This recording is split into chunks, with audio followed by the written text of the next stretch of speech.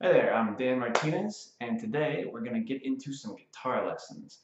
So this series is going to be about taking you from the very beginning of guitar, that you could be someone who's never picked up a guitar in your life, and we're going to bring you through and get you all the way to knowing theory. You'll be good with technique, you can be able to do some solos and really impress your friends.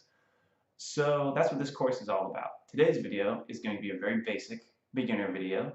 So some of you who have been playing guitar for a while might want to skip ahead to find a more relevant video for your abilities. So today we're going to go over the fretboard, knowledge, knowing which notes are where on the fretboard. Now don't get scared.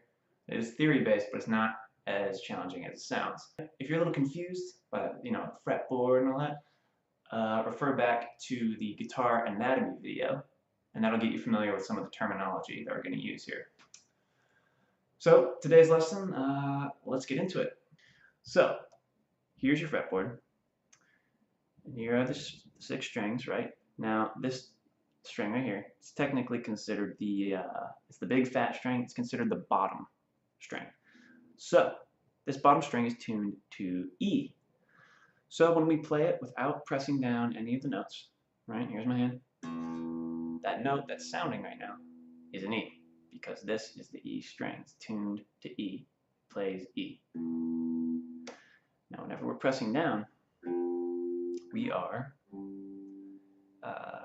shortening the length of the string that we're playing down here and getting a different pitch. Clearly, you can hear that. Right? Okay, so what are the notes we're playing, though, when we press down? That's what we're here to learn. How music works is the notes are labeled according to the alphabet, just A through G, and then it keeps repeating that over and over. So A, B, C, D, E, F, G, A, B, C, D, E, F, G. So let's take a peek real quick at the first few notes on here. We've got E, F, G. So what about these notes in between here? These, you might have heard these terms before, are sharps and or flats. So notice that E to F, there is no sharp in between there. It just goes straight to E to F. That's our half step. So F, F sharp, G, G sharp, A sharp, B, C. Now notice B to C, it's just a half step. There's no note in between. Just B straight to C, C sharp, D, D sharp, and now we're back to E. And notice, once you get to the 12th fret, it's exactly on the 12th fret that this note, playing open, comes back. So this is an E, this is also an E, just a higher pitched one. So we can start this whole cycle we just did down here on the 12th fret as well. And it's the same exact pattern, just E, right next door, F. Now notice you're not skipping a fret there either. F sharp, G, G sharp, A. Now you'll notice that between E and F and between B and C, there's no sharp in between them. You just go straight from E to F, straight from B to C. Those are the only two notes. Well, those are the only spots in the scale that are like that. So remember that. You're going to have to commit that to memory. Just straight, no sharp on E and B. So now, where do flats come in? Good question. Those come in when you're moving down the scale. The notes are getting deeper in pitch. So if we start up here on the 12th fret, this E, as we move down the scale, ready? We're going to go E, E flat, D, D flat, C, B, B flat, A flat, G, G flat, F, E. The key things to remember about this. When you're going up the scale, these notes in between are called sharps. When you're going down the neck, the notes in between are called flats. Now, E and B do not have sharps. Well, there's no sharp in between E and F and between B and C, just like there's no flat between E and F and B and C. Remember that, and you're golden. You'll be able to figure out the notes no matter where you are on the neck. So when you practice this, I want you to just sort of go up the neck and memorize. Just say the notes as you play them, just like I was doing. You know, just E, F, F sharp, G. And then, once you have that down, I want you to omit the sharps. Leave those out. So you're just going to go E, F, G, A, B, C, right? All the way up. Then, finally, once you get good at that, what I want you to do is make up some flashcards or have a friend or however you want to do this. Just find a way to get the notes randomly. So whether it's a flashcard you pull out and says A, you go, okay, here's the A. Let's see, F. Oh, where's the F? Oh, down here. Right? So find a way to get those randomized so you can you just have to jump around the neck, you know, maybe have mom or dad or brother or sister, cousin, uncle, aunt, cat, dog, someone just spout out letters to you, A for G, and you just have to find it. Once you get really good at that, then you can even add in the sharps. Now, why is this important? Knowledge of which notes you're playing is very important because, let's say I need you to play for me an A major chord, which we'll get to later in these courses. You can just go, okay, where's the A? Okay, there's the A, and I know this is this is a major bar chord shape. Don't worry about that for now. We'll get to that later. And just go. I know that's an A major bar chord. Simple. Now I can go, all right, what about an F? C? G?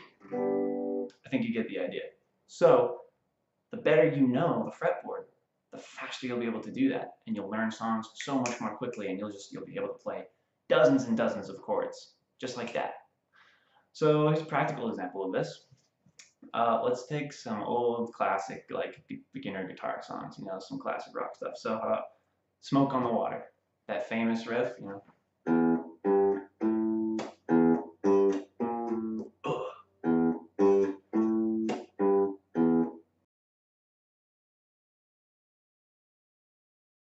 So, Smoke on the Water. You can start off with an E, G, A. That's just the first part, though. Alright? E, G, A. Alright? Then you're going to go E, G, A sharp, A. And then to finish it off, E, G, A, G, E, E. There it is. Now this same concept that we did with the bottom string here, because this is the E string, right? Starts on F, G, A, B, right? Just going up the alphabet. That same concept applies to all the other strings. So go back to the guitar anatomy video if you need a refresher on what these strings are. So this string now is A. Right? E, A, D, G, B, E. Again. This is the low E and the high E. You can take that same concept that we applied to the low E string and use it to figure out the notes on any other string now. So let's take this string, A, right? This is the fifth string. Remember that from guitar anatomy. So now we're starting on A. We know that there is a half step between, or a whole step rather, sorry, between A and B. So we're going to go A, B, half step between B and C, B, C, D, E, F, G, A. There we go. So yeah, you can take that concept, apply it to all the other strings, and you will never be, you'll never have to search too long for those notes. Now anyone can say, hey, what's this note? And you'll be like, oh, give me a second, count it right up. And you'll be able to tell them that's a C right away. So that's it for today's lesson. I hope that you enjoyed it. I hope you found it informative. And we're going to keep chugging right along. Be sure to like and subscribe if this helped you out. And if you have any questions, just leave them down in the comments and I will answer them as soon as humanly possible. Yeah, so videos to come. If you stick with this, we're going to gradually progress through and just keep building and building on everything we've learned. And this will be the next best thing to having a real life guitar lesson. Now, there is no substitute for that. That's a quick disclaimer. But to make up for that, I will be available, if people are interested in something like this, for guitar lessons via Skype, where I can watch you play, watch your technique, answer questions as they come up right on the spot, and correct any mistakes that I see. And that is one way to get your playing to go up real fast. You're going to improve real quick with real lessons. So videos to come, we're going to have some, eventually we're going to get to soloing different chords, bar chords, open chords, keys, maybe even reading music if that's something there seems to be a demand for.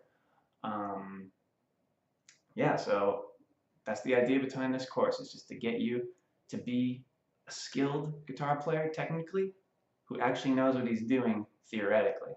So I hope to see you guys all for the next lesson. Thanks for watching and keep practicing.